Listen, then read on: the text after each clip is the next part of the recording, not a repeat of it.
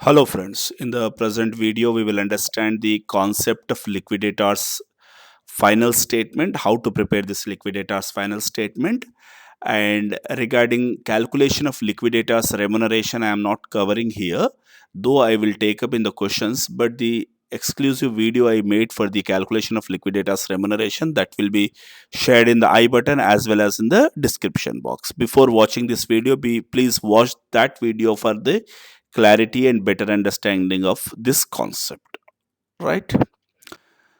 All right, what do you mean by liquidator's final statement? And first of all, who is liquidator? Liquidator is a person appointed for the process of doing the liquidation. He is entitled to take up the responsibility and sell off all the assets, realize the money, and make the payment in the order of preference. That is the primary duty of liquidator. He is the sole authority for doing the process of liquidation, right?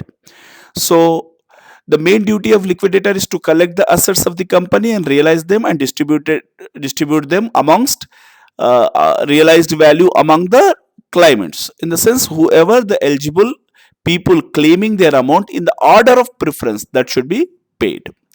He is required to prepare a statement and submit the same to the registrar of companies after the company is completely wound up. After doing the entire process, the statement has to be submitted, how much amount he has collected from various sources and how did he make the payment to the various people in the order of preference of payment, right? Then in case of voluntary winding up, such statement is called as liquidator's statement of account, right? In case of winding up by tribunal, by the court of law, it is called as official liquidator's final account. So these are the names we use in case of voluntary winding up. In case of tribunals, that is court winding up, it is a statement of receipts and payment which is prepared in the form of an account. So what is the liquidator's final statement? It is a basic and simple receipts and payment account kind of a thing. Whatever received money is received will be recorded on the receipt side, payment will be recorded on the payment side. So this is what we are going to do in the liquidator's final statement. So priority or order of payment is very important. Whenever the money is collected by the liquidator, the priority and the order will be: first he will make any legal expenses incurred in the process of liquidation, that expenses, legal charges will be paid first. Second, he will collect his own remuneration, that will be charged based on assets realized, based on unsecured creditors payment, based on equity shareholders payment. Regarding this, video is already made, will be there, will be shared in the I button as well as description box. Please watch that video first. And third, liquidation expenses will be paid. Then debentures will be paid, because these debentures will be having a floating charge on all assets, therefore these people will be paid first. Then preferential creditors. What do you mean by preferential creditors? Any amount due to the government in the form of taxes or employees in the form of salaries and wages, that will comes under the category of preferential creditors. Then unsecured creditors, any creditor which is don't have any security, that is called as unsecured creditors. Then preference shareholders will be paid first along with the preference dividend if it is cumulative preferences. Please, in case of fourth step, debentures will be paid along with the interest on debentures even, please bear in mind. Then finally the amount left over will be taken over by equity shareholders, right? So this is the order of payment, of final payment by liquidator. So this is the format of liquidator's final statement of account: receipts and payment, rupees, assets realized, cash and bank balance, other assets, surplus from securities, if any assets given as a security to any creditors. If the creditors sell off the assets, after selling off any leftover, after taking their money, any amount is left over, that will be called as surplus from securities. Calls in arrears realized, calls on contributories realized. If anybody contributories are there, from them any amount is realized, that will be called as contributories. Then on the payment side, you will find liquidators remuneration on assets realized and amount distributed to unsecured creditors or equity shareholders. then liquidation expenses, then debenture holders under the debentures, as well as interest on outstanding on debentures, preferential creditors, then unsecured creditors, then preference shareholders under that capital as well as arrears of dividends, then finally equity shareholders. This is the format of what we call liquidators final statement we need to prepare, right? So next, so here I am going to take up 3 questions of various types covering maximum concepts, so please watch the entire video for understanding the concepts. So if you take up the first question, Overconfident Limited went into liquidation. Assets realized 7 lakhs, excluding the amount realized by the sale of securities held by secured creditors. The following was the position: share capital 1 lakh of rupees 10 each, then debentures having floating charge on all assets of company 5 lakhs, liquidation expenses 10,000, preferential creditors 12,000, unsecured creditors 3 lakhs, liquidators remuneration 15,000, secured creditors total 80,000, but the securities realized 90,000. So surplus 10,000 will be given back by the creditors. Prepare liquidators final statement. Very easy to prepare. So question again I have taken for the quick review sake. Then liquidators final statement format I have drawn. So first, assets realized, total assets realized amounted to 7 lakhs given in the question. Then payments under that securities, so surplus received from the securities, that is total securities realized 90 minus creditors 80,000, surplus we are getting 10,000 from the secured creditors. Once this is done, the payments, when you come to the payment side, first remuneration of the liquidators 10,000 directly given in the question, then expenses of liquidator 15,000 given in the question. Next is debentures, that is given in the question 5 lakhs. So next is preferential creditors 12,000, then total amount is 7 lakh 10,000, and both the sides we are writing 7 lakh 10,000. After payment of preferential creditors, whatever the balance left, that is 1 lakh 73, which is less than the amount payable to the unsecured creditors 3 lakhs. Therefore the total balancing figure 1 lakh 73,000 will be paid to unsecured creditors. Clear?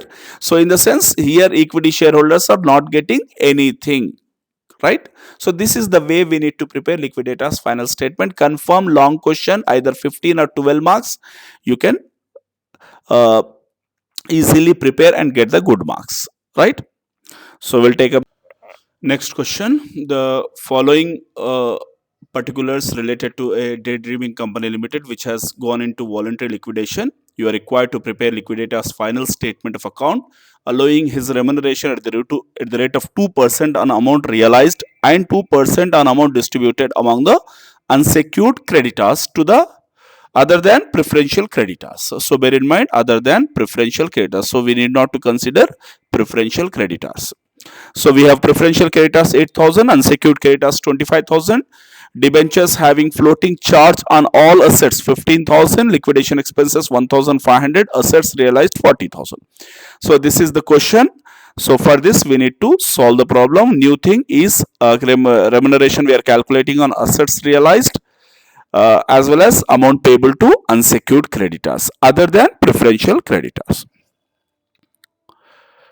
So again we have taken the same question, so we will do the solution for this. So liquidators final statement, receipts and payments, right? So assets realized 40,000 we have taken, then remuneration on assets realized, that is 40,000 into 2%, that is 800, and on amount paid to unsecured creditors, for that we are doing working notes on amount paid to unsecured creditors.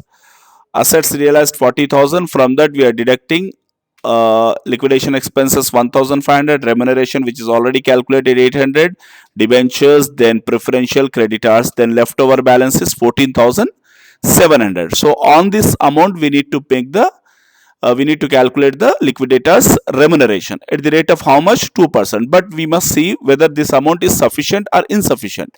So unsecured creditors are 25,000 and amount available is 14,700. Therefore the amount is insufficient. So what is the formula? Amount into rate divided by 100 plus rate. So 14,700 into 2 divided by 102, we will be getting 288 rupees. So this is the remuneration. So we will take this remuneration into our statement.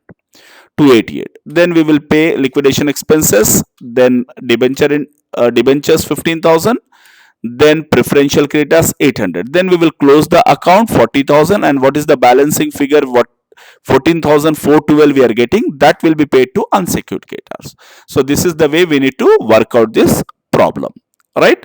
So liquidators remuneration on assets realized as well as amount payable to unsecured creditors. These two things we understood. So next question, the following particulars related to a limited company which has gone into liquidation. You are required to prepare liquidator's final statement of account allowing him remuneration at the rate of 2% on amount realized and 2% amount distributed to among unsecured creditors, right?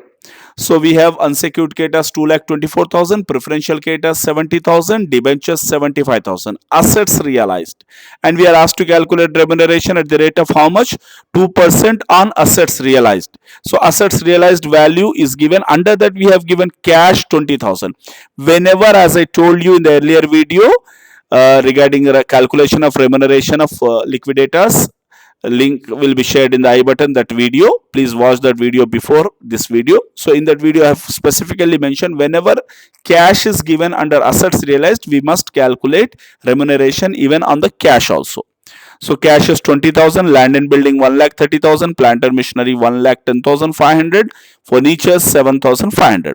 Cost of winding up liquidation expenses comes to 2,000. A call of rupees 2 per share on the partly paid 10,000 equity shares was made and duly paid except in case of one share holding 500 shares, that is owing 500 shares. In the sense what? To the what we call partly paid shares, we asked them to make the payment to 10,000 shares at the rate of 2 per share, but of these shares only 9,500 paid. In the sense 500 did not pay, in the sense 9,500 paid. So this is the question. So this is one of the university examination of BCom Andhra, Kakatiya and Nagarjuna. Very important question. This kind of questions we find in the university examination, right? So in this we have two items: calculation of remuneration on the assets realized as well as amount payable to unsecured creditors. So we'll come to the solution. When you talk about the solution, directly I have prepared liquidator's final statement. We will start with assets realized, land and building, plant and machinery, furniture fitting, cash in hand. These are the assets that we have realized so far by the liquidators. Then remuneration under that assets realized. So calculation of remuneration under assets realized as well as payment to unsecured creditors. So I have written it is unsecured creditors, but both we will calculate, right? So assets realized. So assets realized are land and building, plant and machinery, furniture fittings, cash in hand. Then made the summation 2,68,000 is the total amount that we have received. So remuneration will be calculated on the total amount of 2,68,000 at the rate of 2%. That amounts to how much?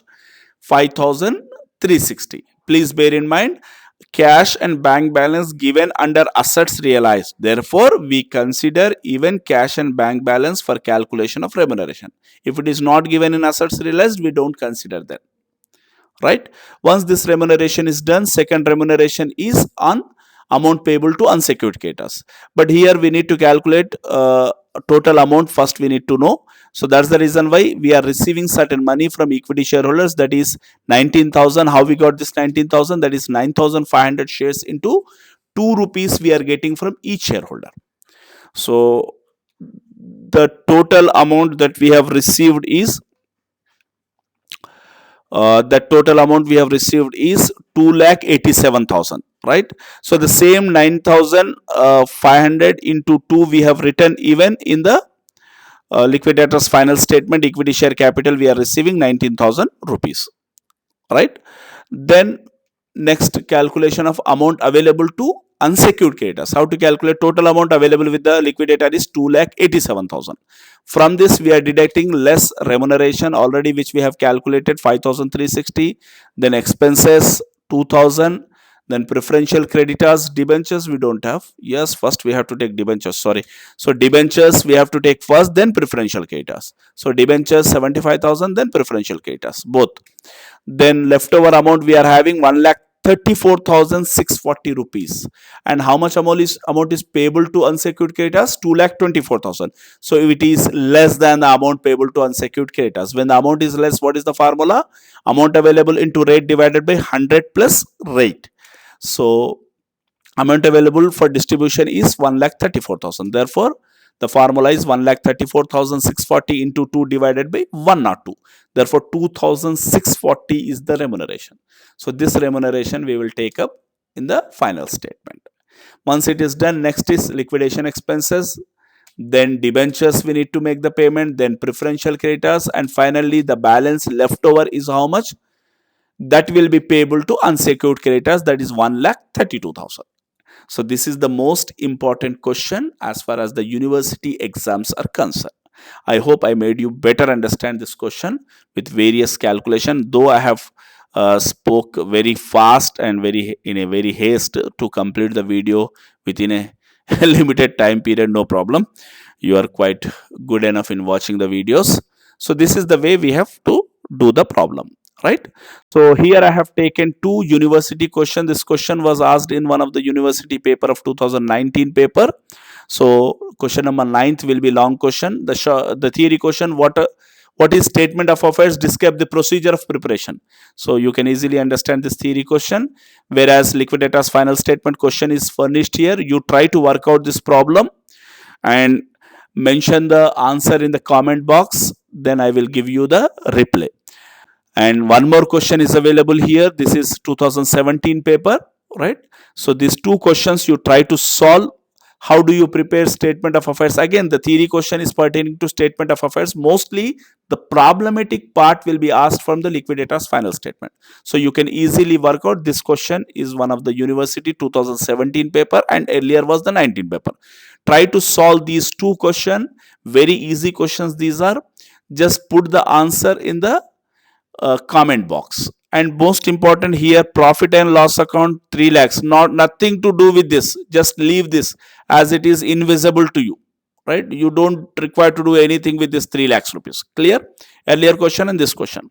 So try to solve this question and mention the answer in the comment box. So I will give you the reply whether it is correct or wrong. And if possible, I will make one more video. In that video I will solve these two problems even, right? Thank you very much for watching my video, and do subscribe my channel and motivate me to make more qualitative videos. Thank you.